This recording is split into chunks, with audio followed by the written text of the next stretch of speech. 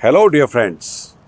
Last time when we met on this podcast, we examined that one quality which is so critical for leaders to have to build winning teams, to build high-performing teams. The quality that stood out was courage. How do we build courage in leadership, courage in our teams? We actually left with a question to ponder, and the question that we left last time was, what are some actions that we can take as leaders to cultivate courage in our teams? Today, I want to examine this topic more in details with you.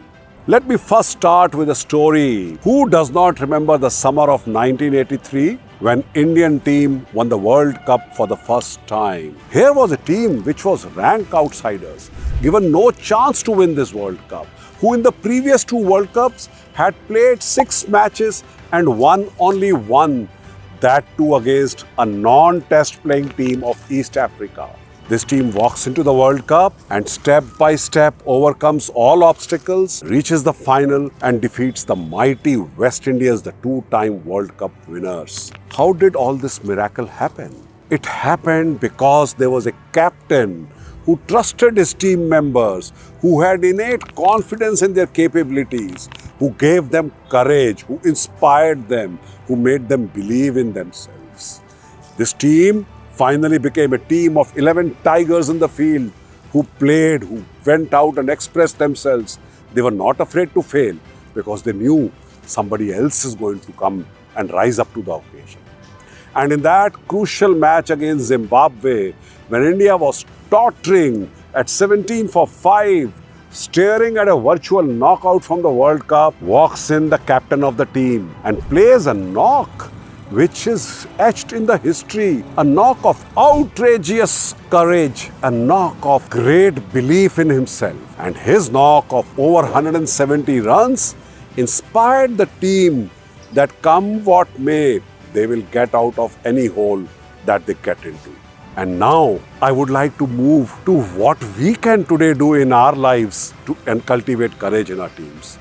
And I have 5 thoughts that I have for this. The point number 1 that I have is that as leaders, we need to develop a feeling of trust and confidence in our team members. We want our team members to feel valued. Have you ever looked at a small child who's thrown up in the air and is smiling and is gleefully happy, not worried that he might fall down and break his bones? Why? Because he has confidence that his father is going to hold him come what may.